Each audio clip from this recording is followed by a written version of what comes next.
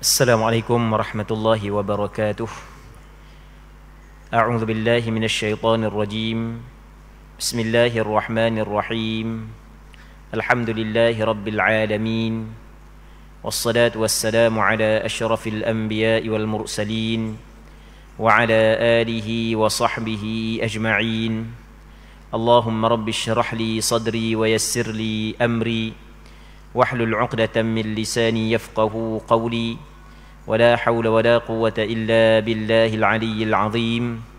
اللهم انفعنا بما علمتنا وعلمنا ما ينفعنا وعلمنا ما جهلنا وذكرنا ما نسينا. اللهم يسر ولا تعسر رب تمم بالخير. اللهم افتح علينا فتوح العارفين وفقنا توفيق الصالحين.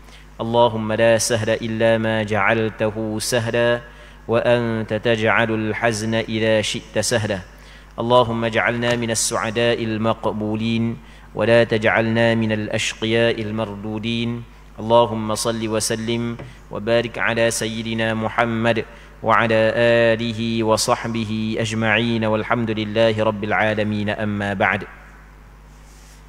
InsyaAllah kita sambung semula pengajian kitab Bulughul Maram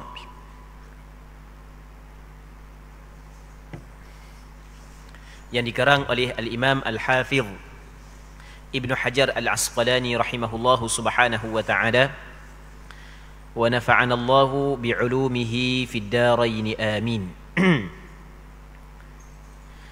Katanya, wa an Jabir radhiyallahu anhu qala قال رسول الله صلى الله عليه وسلم إذا خطب أحدكم المرأة فإن استطاع أن ينظر منها ما يدعوه إلى نكاحها فليفعل.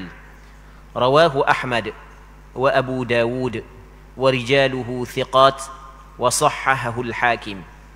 Maksudnya daripada Sayyidina Jabir bin Abdullah radhiyallahu ta'ala anhu, katanya Rasulullah sallallahu alaihi wasallam pernah bersabda, apabila seseorang di antara kamu melamar wanita, jika dia mampu melihat lebih dahulu bahagian yang menarik dari wanita itu untuk dinikahi, maka hendaklah dia melakukannya. Hadis riwayat Ahmad dan Abu Dawud. Semua perawinya adalah perawi yang boleh dipercayai, perawi yang thiqah, dan hadis ini dinilai sahih oleh Imam Hakim An-Naisaburi. Muslimi muslimat yang dirahmati oleh Allah Subhanahu wa taala, kita masih lagi dalam kitab An-Nikah.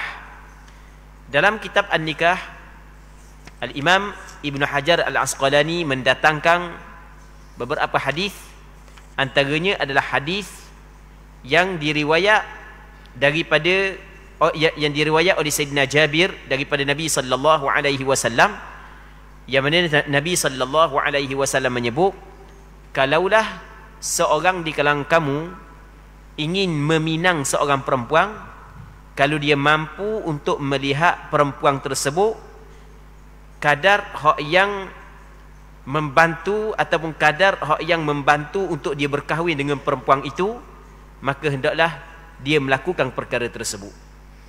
Maka ulama faham daripada hadis ini, ketika kita nak nikah dengan seorang perempuan, disunatkan kita tengok terlebih dahulu. Sunat kita tengok. Nanti kita akan bincang kadar mana hak yang boleh kita tengok. Baik, adakah wajib kena minta izin daripada perempuan terlebih dahulu untuk kita tengok? Nanti kita akan bincang lepas daripada ni. Sebelum daripada kita bincang bab tu, kita nak bincang asas dulu. Pada asalnya, lelaki dia tidak boleh tengok kepada perempuan, perempuan tidak boleh tengok kepada lelaki. Itu hukum asal. Hukum asal, orang lelaki kena jaga pandangan mata, begitu juga perempuan kena jaga pandangan mata. Allah Subhanahu wa taala menyebut dalam Al-Quranul Karim, qul lil mu'minina yaghuddu min absarihim wa yahfazu furujahum. Hendaklah Wahai Muhammad, katalah kepada orang lelaki yang beriman, hendaklah dia menjaga pandangan mata. Hendaklah dia memejam, dia menjaga pandangan mata dia, memejam pandangan mata dia. Dan hendaklah dia jaga kemaluan mereka. Begitu juga untuk perempuan. Wa qul lil mu'minati yaghdudna min absarihinna wa yahfazna furujahun. Kata olehmu ya Muhammad kepada perempuan-perempuan yang beriman, hendaklah mereka memejamkan pandangan mata mereka daripada melihat kepada lelaki yang bukan mahramnya, dan hendaklah mereka itu menjaga kemaluan mereka. Baik, jadi pada asalnya lelaki tidak boleh tengok kepada perempuan, perempuan tidak boleh tengok kepada lelaki. Itu hukum asal. Itu disebut dalam Al-Quran. Begitu juga di sana ada beberapa hadis. Antaranya adalah hadis yang dikeluarkan oleh Imam Muslim, begitu juga Imam Tirmizi dalam kitab Sunan beliau, daripada Jarir bin Abdullah, yang mana Jarir bin Abdullah radhiyallahu taala anhu, dia pernah tanya Rasulullah. Dia kata, sa'altu Rasulullah sallallahu alaihi wasallam an nadratil fujaah. Aku tanya Rasulullah tentang pandangan ngeju, maksudnya bukan pandangan yang disengajakan. Maka fa'amarani an asrifa basari. Maka Rasulullah sallallahu alaihi wasallam memerintahkan, menyuruh kepadaku supaya aku memalingkan pandanganku, buat lari pandanganku. Jadi tengok orang puang, buat lari pandangan. Begitu juga di sana ada hadis yang dikeluarkan oleh Imam Tirmizi, yang mana Nabi sallallahu alaihi wasallam khabar kepada Sayyidina Ali, ya Ali, la tutbi'in nadhratan nadhrata fa inna lakal ula wa laysat lakal akhirah. Wahai Ali, mung jangan susuli pandangan demi pandangan. Sesungguhnya pandangan yang pertama dimaafkan untukmu, tapi pandangan yang kedua tidak dimaafkan untukmu. Pandangan yang pertama hak yang tidak disengajakan itu, hak tu dimaafkan. Tapi tengok pula, hak tu tidak dimaafkan. Jadi kita kena faham hukum asal lelaki melihat kepada perempuan, perempuan melihat kepada lelaki sekiranya tidak ada hubungan mahram dan sekiranya tidak ada sebarang hajat, sekiranya tidak ada darurah, hukum dia adalah tidak dibolehkan.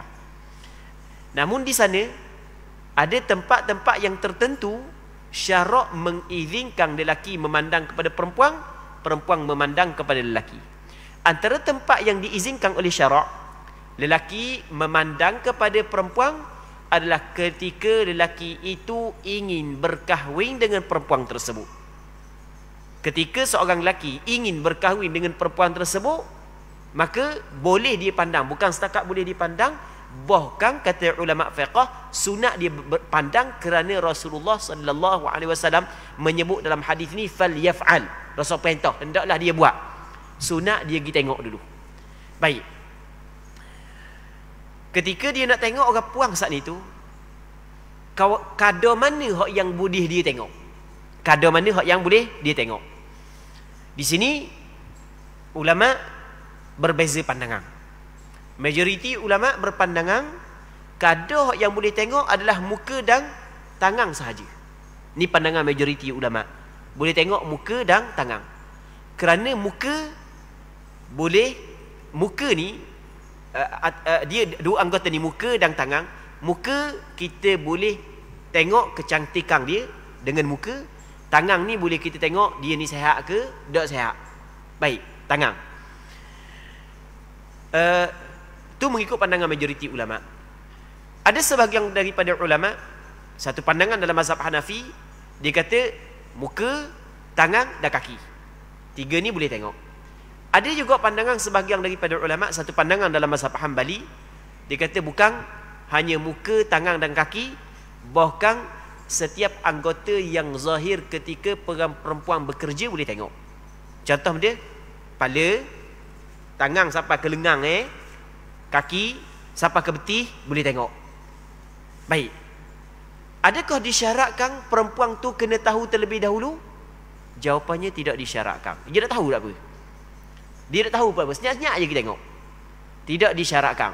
Tapi jangan geng gitar tengah malam. Geng gitar tengah malam, berampak kau orang, berigak sungguhlah. Maksudnya, kita tengok saat itu tanpa pengetahuan dia, tapi jangan sampai menimbulkan fitnah. Jangan sampai menimbulkan fitnah. Jadi tahu, oh masa ni ia jemur kain. Wak lalu kat tepi rumah dia. Sebagai contoh. Wak lalu kat tepi rumah dia. 2, 3 kali lalu. Sebab kali pertama tengok mak dia, ingat dia je mau kahwin. Kali kedua tengok tok dia. Kali ketiga lalu baru tengok dia. Okey. Okey, itu cara. Tidak disyaratkan, dia tahu. Baik. Muslimin muslimat yang dirahmati oleh Allah Subhanahu wa taala. Orang lelaki hak yang ingin melihat perempuan. Dia kalau dia nak tengok orang perempuan, dia ada syarat-syarat dia. Bukan kata jadi orang lelaki kalau dia kenang kepada orang perempuan tu boleh ditengok semata-mata gitu. Bukan mesti kena cukup syarat-syarat dia. Sebab hukum asal dia adalah tidak dibolehkan. Boleh kerana ada keperluan. Maka untuk memastikan keperluan tersebut betul ataupun tidak, maka mesti kena cukup syarat-syarat dia.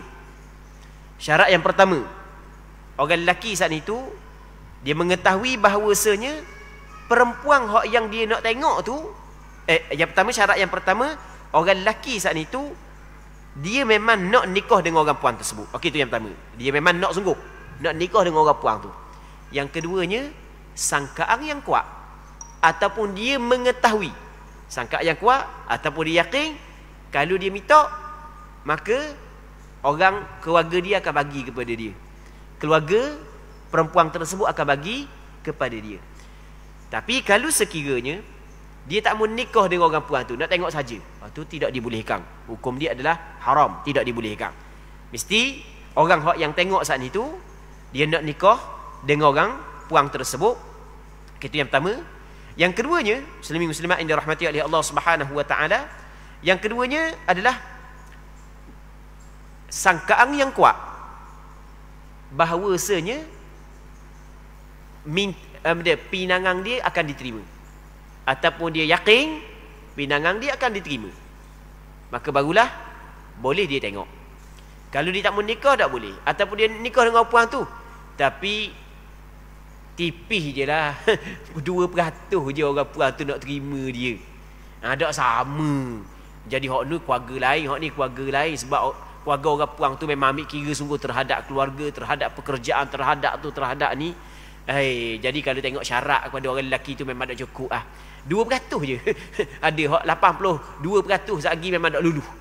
Maka tu tidak dibolehkan. Sangkaan kuat, perempuan tu terima, keluarga dia terima, ataupun yakin terima, barulah boleh tengok. Ini di antara benda yang penting yang perlu kita kena faham, muslimin muslimat yang dirahmati oleh Allah Subhanahu wa taala, agar perbuatan hak yang kita buat saat itu tidak menyalahi syarak. Baik. Seterusnya kata dia, dah boleh tak nak tengok 2-3 kali? Kata ulama, kalau sekiranya tengok sekali saat itu belum lagi mencukupi, maka boleh tengok kali kedua, tengok kali ketiga, tengok kali keempat, sekadar hak yang mencukupi. Saat ni orang lelaki tengok orang puang, begitu juga orang puang diharuskan tengok orang lelaki. Jadi kata mak dia, kat gi ada orang hak yang nak masuk minamung dia nak mari di rumah kat gi. Jadi orang puang tengok orang lelaki tengok orang puang. Duduklah sekejap. Baik. Tapi jangan tengok saja, setuh tak boleh. Nak setuh tangan, nak tengok kasak ke dok, tak boleh tu. Nak tengok kasak ke lembut, tu tak boleh. Setuh tak boleh. Tengok saja, tidak menjadi masalah. Majoriti ulama kata muka, sebab muka menjadi, kita boleh jadi pedoman, panduan wajah perempuan saat itu. Manakala tangan, kita boleh jadi ukuran pedoman bagaimana keadaan tubuh perempuan tersebut. Baik. Muslimin muslimat yang dirahmati oleh Allah Subhanahu wa taala. Seterusnya kata dia lagi,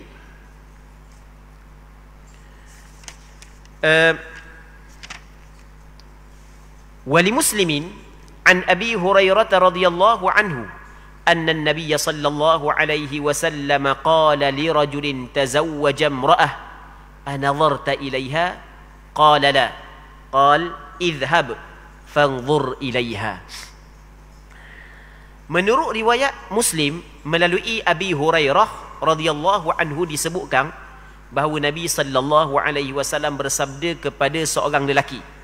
Jadi Nabi sallallahu alaihi wasallam khabar kepada seorang lelaki daripada sahabat Nabi sallallahu alaihi wasallam, kata Nabi sallallahu alaihi wasallam kepada lelaki tersebut,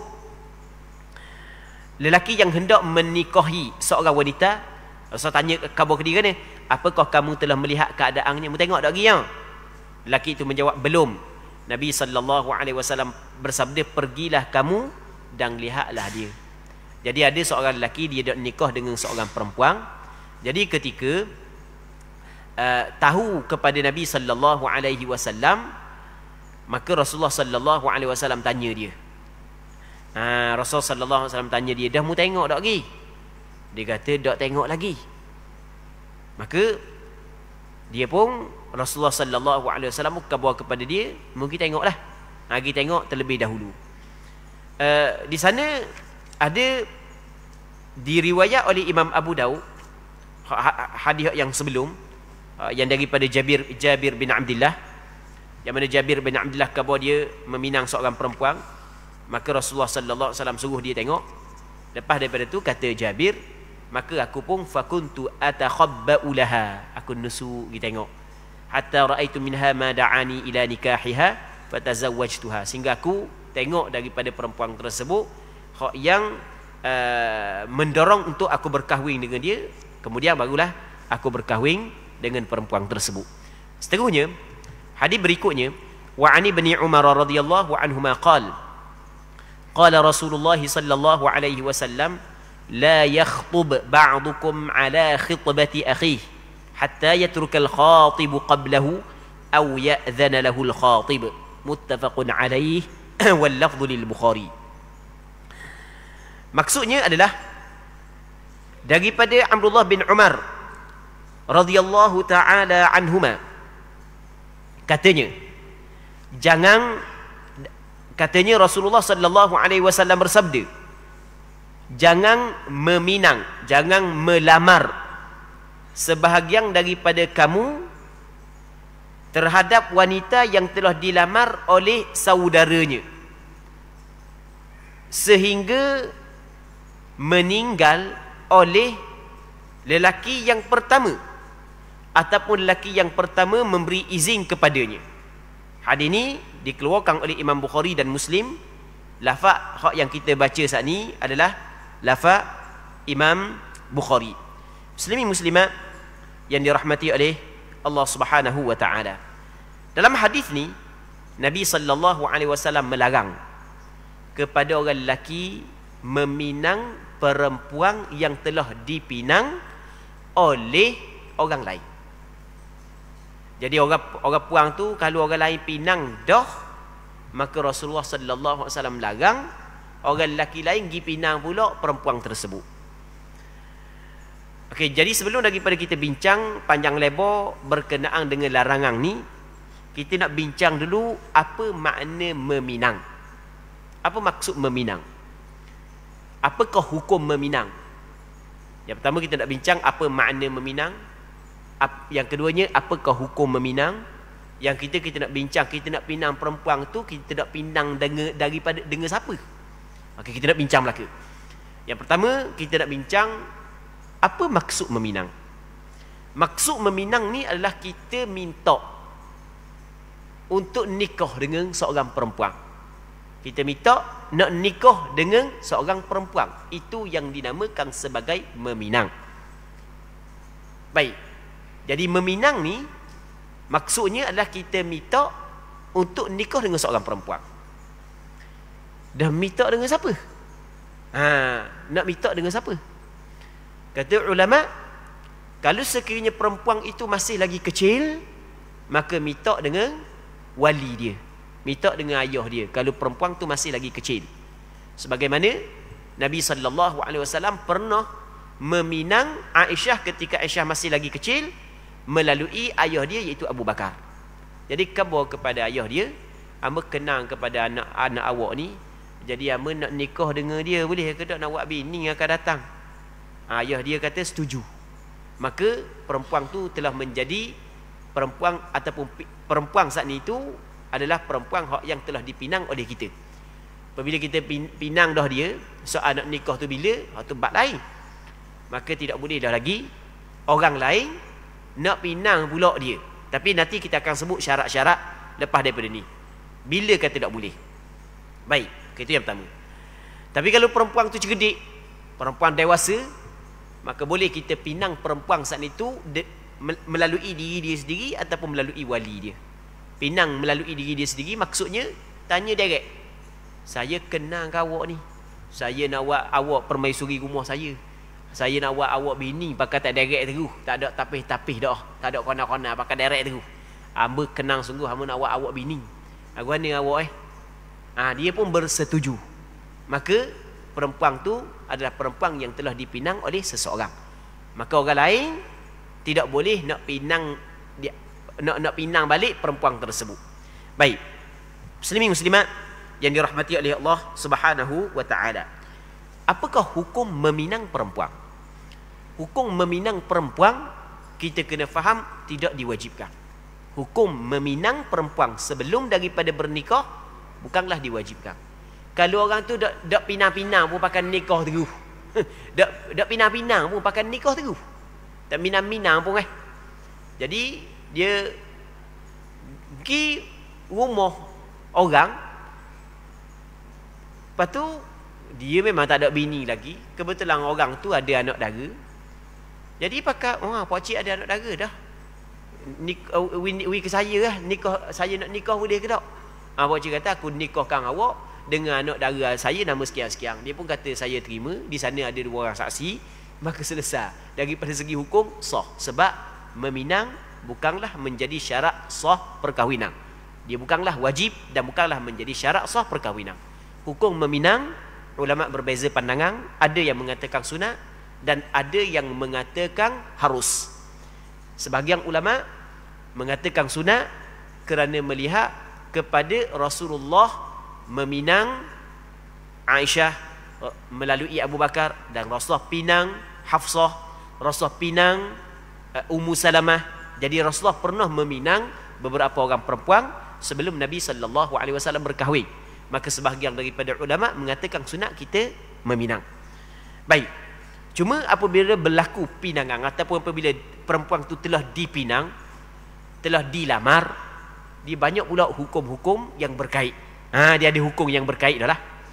Baik, antara hukum yang berkait dengan perempuan yang telah dipinang adalah orang lain tidak boleh nak pinang perempuan tersebut. Tak boleh dah. Kalau pinang juga, maka hukum dia adalah haram, dosa. Sebab Rasulullah sallallahu alaihi wasallam larang. Melainkan dia ada pengecualian, melainkan kalau lelaki yang meminang yang pertama saat itu memberi izin kepada lelaki yang kedua untuk meminang tunang dia. Kalau kita bahasa kita guna tunang lah. Baik. Jadi kalau lelaki pertama kata, tak apa kalau mu nak ambil lah. Tak apa aku izin kamu. Kau lain aku tak bagi, tapi kamu aku bagilah. Aku sanggup korban untukmu. Okey, ketika tu boleh orang yang kedua minang yang pertama. Ataupun lelaki yang pertama saat itu tinggal dah. Aku tak ambuh dah ke dia. Dia tak ambuh dah. Sama ada dia bagi izin ataupun dia tolak, ditolak balik. Pinangan dia membatalkan balik pertunangan tersebut, maka boleh orang yang kedua masuk minang, masuk melamar perempuan tersebut. Baik, ni yang disebut dalam hadis. Sebab itulah ulama mazhab Imam Syafi'i meletakkan beberapa syarat yang apabila cukup syarat ni barulah haram. Tak cukup syarat ni maka tidak haram. Baik. Antara syarat yang disebut oleh ulama mazhab Imam Syafi'i adalah syarat haram seorang lelaki meminang tunang orang. Cakap kita gitulah. Meminang tunang orang hukum dia adalah haram. Ada syarat dia. Syarat yang pertama, tunang dia tak bagi izin. Kalau tunang dia bagi izin, tak haram. Syarat yang kedua, ada tunang dia tidak membatalkan pertunangan. Kalau membatalkan pertunangan, maka tidak haram. Syarat yang ketiga adalah perempuan yang dia pinang ataupun wali kepada perempuan telah bersetuju dengan jelas. Telah bersetuju dengan jelas. Kalau tak bersetuju dengan jelas, maka tak haram. Memang dia pergi minta, tapi tak bagi kata putus lagi. Kalau cakap kita tak bagi kata putus lagi, orang puang tak bagi kata putus lagi, keluarga dia pun tak bagi kata putus lagi, maka ketika tu tidak menjadi masalah kita masuk sebab dia belum lagi menjadi tunang kepada hak yang pertama. Okey, itu yang ketiga. Yang keempatnya, muslimin muslimat yang dirahmati oleh Allah Subhanahu wa taala, yang keempatnya adalah pinangan lelaki yang pertama adalah pinangan hak yang harus, bukan pinangan yang haram. Dia ada kala pinangan yang haram. Lagu mana pinangan yang haram? Dia meminang perempuan tersebut ketika perempuan itu masih lagi berada dalam iddah. Perempuan tu masih lagi berada dalam iddah. Baru tu lelaki makiti 3 hari. 4 bulan 10 hari, 3 hari tu pergi masuk pinang dok. Perempuan tu pun terima gok. Okey. Jadi dia telah meminang seorang perempuan dalam tempoh yang diharamkan. Dia meminang perempuan tersebut, bukan tempoh yang harus. Walaupun perempuan terima, walaupun wali terima, lepas daripada habis iddah, tiba-tiba lelaki yang kedua pergi masuk meminang perempuan itu, dan perempuan itu menerima pinangan lelaki yang kedua. Pinangan lelaki yang kedua tidak diharamkan. Kerana pinangan lelaki yang pertama terhadap perempuan itu di dalam tempoh yang diharamkan dia meminang perempuan tersebut. Baik, ni di antara perkara hak yang ataupun syarat-syarat yang apabila cukup syarat-syarat ni barulah jadi haram. Kalau tidak cukup syarat ni maka dak jadi haram. Tu kita kena faham. Jadi bukanlah semua kita meminang tunang orang hukum dia adalah haram. Bukan. Haram kita sebut sekali lagi. Tadi kita sebut 2 kali dah, ni kali ketiga sebut nak ingat. Yang pertamanya, tidak mendapat keizinan daripada tunang dia hak yang pertama. Yang keduanya, tunang dia yang pertama tidak membatalkan balik pertunangan. Yang ketiganya adalah perempuan ataupun wali perempuan memang menerima pinangan dia. Pinangan hak laki pertama. Kalau tak terima lagi, tak jelas lagi, tak ada putih hitam lagi, tak ada masalah, tak haram lagi. Yang keempatnya adalah pinangan yang pertama adalah pinangan yang harus, bukan pinangan yang haram. Apabila cukup syarat-syarat hak yang kita cerita tadi, barulah diharamkan lelaki yang kedua meminang seorang perempuan. Muslimin muslimat yang dirahmati oleh Allah Subhanahu wa taala. Dia kalau orang lelaki meminang seorang perempuan, perempuan saat itu jawab secara jelas dia menerima pinangan tersebut, maka bermakna perempuan itu adalah tunang kepada lelaki itu. Orang lain tak boleh nak masuk dah. Okey, tu hukum jelas kita kena faham. Tapi yang kita boleh bincang juga, apakah hukum perempuan tersebut membatalkan balik pertunangan, tolak balik, mula terima, lepas tu tolak semula, apakah hukum? Ni kita kena faham, kita kena tahu hukum. Jawapan dia, kalau ada sebab yang diterima oleh syarak, maka hukum dia adalah diharuskan. Kalau ada sebab yang boleh diterima. Jadi peringkat awal, ayah orang perempuan tu terima sebab tengok kepada orang lelaki itu juruh. Tapi lepas 2 bulan tunang tu baru nampak dah. Kuat kona orang budak ni kuat kona orang. Baik. Jadi ayah dia kata tak jadi lah. Jadi ayah dia saat itu membatalkan balik, menolak balik lepas daripada menerima dah, hukum dia harus, tak makruh. Apatah lagi haram. Tidak makruh, jauh sekali haram. Harus perbuatan tersebut. Sama juga perempuan. Perempuan tolak, mula terima dah.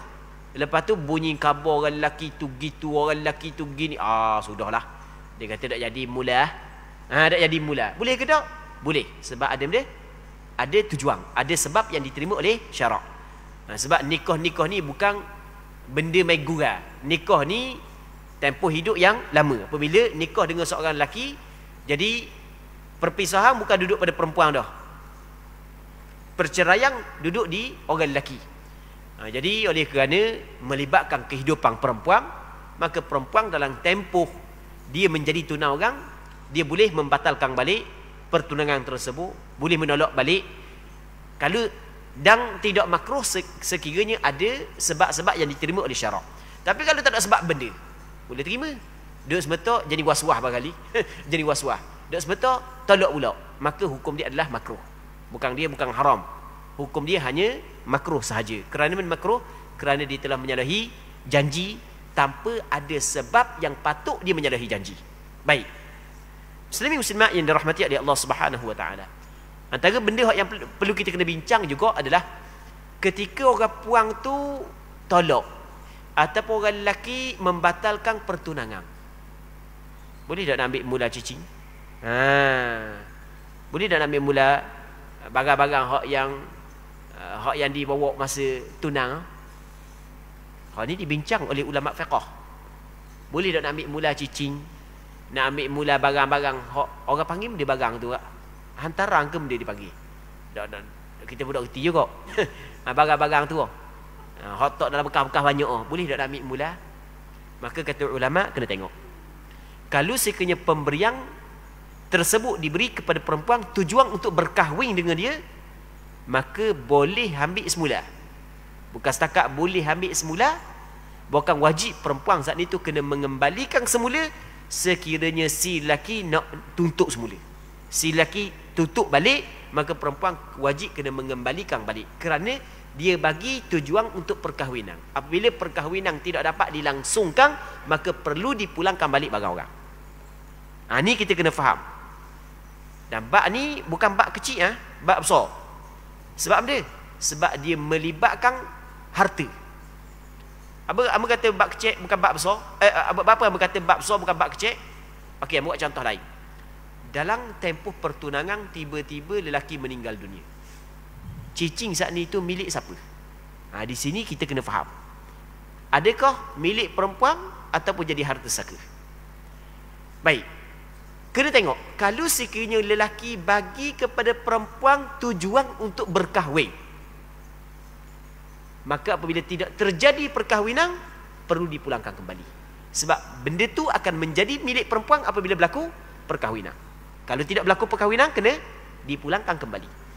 Tapi kalau dia bagi kepada perempuan semata-mata hadiah, bukan untuk berkahwin, semata-mata hadiah. Contoh, apabila jadi tunang, petang-petang dia atau miso ke ayah bakar ayah tua, ke bakar mak tua, ke orang puang juga pagi petang atau makanan umur. Lepas nikah tak apa nak cara dah makanan. Mula-mula dak sebelum nikah atau makanan aje. Okey, atau makanan saat ni tu adalah semata-mata untuk memberi hadiah sahaja. Bukan kerana pemberian yang diharapkan untuk perkahwinan. Maka hak tu tidak boleh nak tuntut balik. Hak yang boleh tuntut balik adalah pemberian tujuan untuk perkahwinan. Ini perlu kita kena faham, muslimin muslimat yang dirahmati oleh Allah Subhanahu wa taala. Seterusnya, hadis yang berikutnya, wa an Sahl bin Sa'd as-Sa'idi radhiyallahu anhuma qala ja'at imra'atun ila Rasulillah sallallahu alaihi wasallam faqalat ya Rasulullah ji'tu ahabu laka nafsi فنظر إليها رسول الله صلى الله عليه وسلم فصعد النظر فيها وصوبه ثم طأطأ رسول الله صلى الله عليه وسلم رأسه فلما رأت المرأة أنه لم يقض فيها شيئا جلست فقام رجل من أصحابه فقال يا رسول الله إن لم يكن لك بها حاجة فزوجنيها قال فهل عندك من شيء فقال لا والله يا رسول الله فقال اذهب إلى أهلك فانظر هل تجد شيئا فذهب ثم رجع فقال لا والله يا رسول الله ما وجدت شيئا فقال رسول الله صلى الله عليه وسلم انظر ولو خاتما من حديد فذهب ثم رجع فقال لا والله يا رسول الله ولا خاتما من حديد ولكن هذا إزاري قال سهل ماله رداء فلها نصفه فقال رسول الله صلى الله عليه وسلم ما تصنع بإزارك إن لبسته لم يكن عليها منه شيء وإن لبسته لم يكن عليك شيء فجلس الرجل وحتى إذا طال مجلسه قام فرآه رسول الله صلى الله عليه وسلم موليا فأمر به فدعي له فلما جاء قال ماذا معك من القرآن قال معي سورة كذا وسورة كذا عددها فقال تقرأهن عن ظهر قلبك قال نعم قال اذهب فقد ملكتكها بما معك من القرآن متفق عليه واللفظ لمسلم. Maksudnya daripada Sahal bin Sa'ad As-Sa'idi radhiyallahu anhu, katanya pernah ada seorang wanita datang kepada Rasulullah sallallahu alaihi wasallam lalu berkata, wahai Rasulullah, aku datang ke sini untuk menyerahkan diriku kepadamu. Rasulullah sallallahu alaihi wasallam melihat wanita itu dan menatapkan pandangannya dengan cermat pada bahagian atas dan bahagian bawah wanita tersebut. Sesudah itu Rasulullah sallallahu alaihi wasallam menundukkan kepala. Setelah wanita itu merasakan bahawa baginda sallallahu alaihi wasallam tidak menginginkan dirinya, dia pun duduk. Maka berdirilah salah seorang sahabat dan berkata, wahai Rasulullah, jika kamu tidak mempunyai keinginan untuk menikahi wanita ini, maka nikahkanlah aku dengannya. Rasulullah sallallahu alaihi wasallam bertanya, apakah kamu mempunyai sesuatu untuk mas kahwinnya? Lelaki itu menjawab, tidak ada, wahai Rasulullah. Baginda sallallahu alaihi wasallam bersabda, kalau begitu pulanglah ke rumah keluargamu dan carilah sesuatu untuk mas kahwinnya, barangkali kamu memperolehinya. Lelaki itu pulang kemudian berkata, demi Allah, saya tidak memperolehi sesuatu pun. Rasulullah sallallahu alaihi wasallam bersabda, carilah olehmu meskipun berupa cincin besi. Lelaki itu pulang dan kembali lagi dan berkata, wahai Rasulullah, demi Allah, saya tidak menemuinya meskipun cincin besi. Akan tetapi bagaimana dengan kainku ini? Sahal mengatakan bahawa ternyata lelaki itu tidak ada kain selendang untuk menutup bahagian atasnya. Ada selah je kain. Ni ada hak ni, aku ada Rasulullah ni kain hak yang aku pakai ni. Dia kata. Baik, kita baca dulu nanti kita akan huraikan. Rasulullah sallallahu alaihi wasallam bersabda, apa yang hendak kamu lakukan dengan kain sarungmu itu? Jika kamu kenakan, tentu dia tidak mengenakan sesuatu pun daripadanya, dan jika kamu berikan kepadanya, bererti kamu tidak mengenakan busana. Laki itu duduk dan diam dalam waktu yang cukup lama. Kemudian bangun daripada tempat duduknya. Ketika Rasulullah sallallahu alaihi wasallam melihat lelaki itu pergi, baginda menyuruh seorang untuk memanggilnya. Setelah lelaki itu datang, baginda sallallahu alaihi wasallam menjawab. Setelah lelaki itu datang, baginda bertanya, apa sahaja sebahagian daripada Quran yang kamu hafal? Lelaki itu menjawab, aku hafal surah Anu dan surah Anu, seraya menyebutkan beberapa surah. Baginda sallallahu alaihi wasallam bertanya, apakah kamu benar-benar menghafalnya di luar kepala? Lelaki itu menjawab, ya. Rasulullah sallallahu alaihi wasallam bersabda, kalau begitu pulanglah dan sekarang aku serahkan wanita ini kepadamu dengan mas kahwin Al-Quran yang kamu hafal. Hadis ini diriwayatkan oleh Imam Bukhari dan Muslim. Cuma lafaz yang kita baca tadi adalah lafaz Muslim. Muslimin muslimat yang dirahmati oleh Allah Subhanahu wa taala. Ada seorang sahabat Rasulullah sallallahu alaihi wasallam yang dikenali dengan Sahal bin Sa'ad As-Sa'idi. Dia menceritakan kepada kita suatu kisah yang berlaku di zaman Nabi sallallahu alaihi wasallam. Ketika Rasulullah sedang duduk dengan sebahagian daripada sahabat Rasulullah, tiba-tiba ada seorang perempuan datang berjumpa dengan Rasulullah depan orang. Dia khabar kepada Rasulullah sallallahu alaihi wasallam, Rasulullah, aku datang pada hari ini untuk menyerahkan diri aku kepadamu. Maksudnya, aku terima untuk menjadi isterimu, wahai Rasulullah. Baik. Jadi dia mari jumpa dengan Rasulullah. Dia menawarkan diri dia agar Rasulullah menjadikan diri dia sebagai isteri kepada Nabi sallallahu alaihi wasallam. Ketika dia mari dan dia melakukan benda tersebut, Rasulullah sallallahu alaihi wasallam tidak larang. Rasulullah tidak larang. Bermakna perbuatan perempuan menawarkan diri dia kepada lelaki untuk dijadikan, untuk lelaki menjadikan dia sebagai isteri, hukum dia adalah diharuskan. Hukum dia adalah dibolehkan. Sekiranya perkara itu salah, perkara itu diharamkan, perkara itu dilarang, maka pastinya Rasulullah sallallahu alaihi wasallam tidak berdiam diri apabila berlaku perkara yang dilarang di hadapan Nabi sallallahu alaihi wasallam. Tetapi ternyata Nabi sallallahu alaihi wasallam dak kata benda, Rasulullah sallallahu alaihi wasallam dak larang, menunjuk perbuatan tersebut adalah dibolehkan, perbuatan tersebut adalah diharuskan. Jadi apabila dia menawarkan diri dia kepada Nabi sallallahu alaihi wasallam, Rasulullah sallallahu alaihi wasallam tengok kepada dia. Rasul tengok atas bawah. Itu maksudnya. Rasul tengok atas bawah. Lepas tu Rasul senyap. Jadi Rasul tak bagi kata putus. Jadi perempuan tu duduk diri, dia kata nampak Rasulullah sallallahu alaihi wasallam tidak berkeinginan untuk menjadikan dia sebagai isteri Rasulullah. Maka dia pun duduk. Jadi apabila dia duduk, ada seorang lelaki daripada hak yang berada dalam majlis Rasulullah. Dia kata, Rasulullah kalau mu tak ambuh Rasulullah, we kamba lah. Dia kata kalau awak tak ambuh Rasulullah, we kamba lah. Kata Rasulullah, dah muadam dia untuk dijadikan mahkawin. Cari balik rumah, tanya keluarga mu ada tak benda-benda yang boleh mu jadikan mahkawin. Dia pun balik di rumah, cari di rumah dia, tak ada benda. Dia pun bagi khabar kepada Rasulullah, tak ada Rasulullah. Rasulullah kata, dah pergi cari lagi lah, walaupun sebentuk cincin daripada besi, pergi cari dia. Dia kata tak ada, cincin besi pun tak ada. Rasulullah kata, hak emah, cincin besi pun tak ada. Baik, maka Rasulullah tak ada buat benda. Senyap Rasulullah, dia pun duduk. Lama dia pun bangun, nak pergi dah lah. Rasulullah pun panggil balik dia. Bila Rasulullah panggil, Rasulullah tanya dia, mu ada ngapa Quran ke tak? Mu ada hafal Quran ke tak? Dia kata ada. Aku hafal surah ni. Mu hafal sungguh ke? Aku hafal sungguh. Kalau gitu, aku kahwinkan mu dengan perempuan ini. Maha kahwin dia adalah surah hak yang mu ingat tu. Baik, Muslimin muslimat yang dirahmati oleh Allah Subhanahu wa taala. Benda hak yang kita dapat faham daripada hadis ni, apa hak yang kita dapat faham daripada hadis ni? Hak tadi kita cerita dah, hak ni pula ni. Apa hak yang kita dapat faham daripada hadis ni? Antaranya adalah, antara perkara hak yang diwajibkan dalam perkahwinan adalah mahar kahwin. Mahar kahwin diwajibkan. Mesti lelaki yang berkahwin dengan perempuan kena beri mahar kahwin kepada perempuan.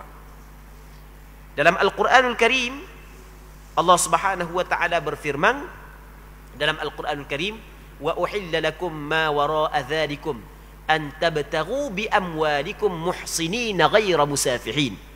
Maksud dia,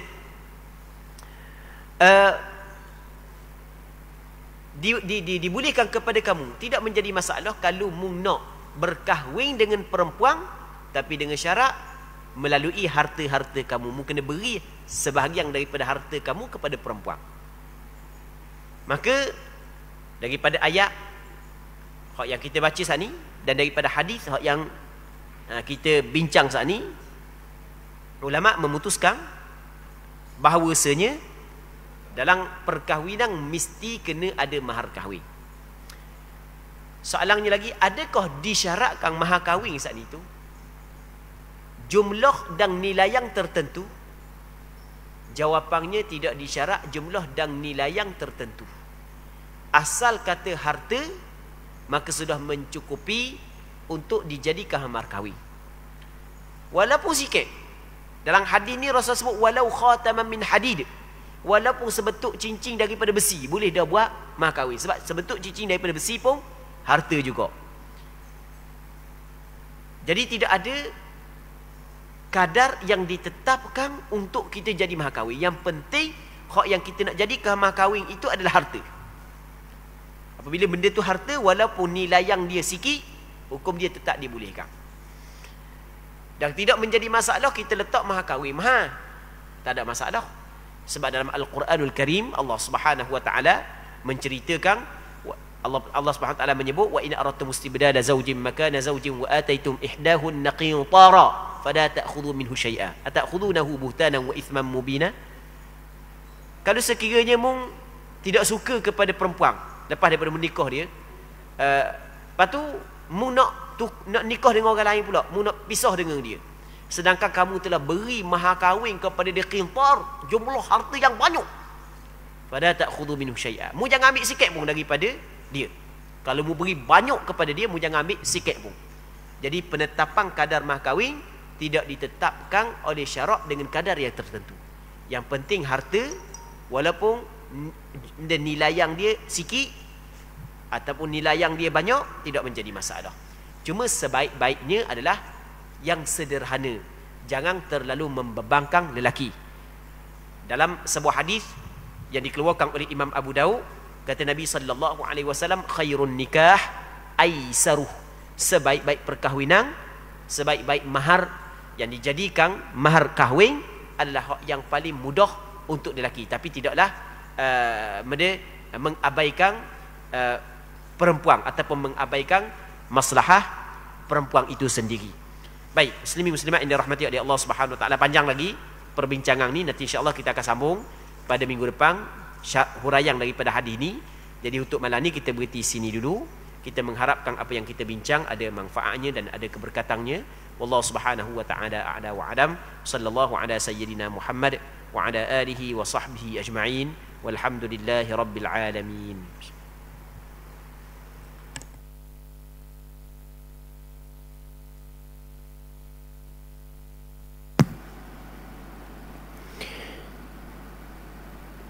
Allahu Akbar, Allahu Akbar, Allahu Akbar, Allahu Akbar. Asyhadu an la ilaha illallah, asyhadu an la ilaha illallah, asyhadu anna Muhammadar Rasulullah, asyhadu.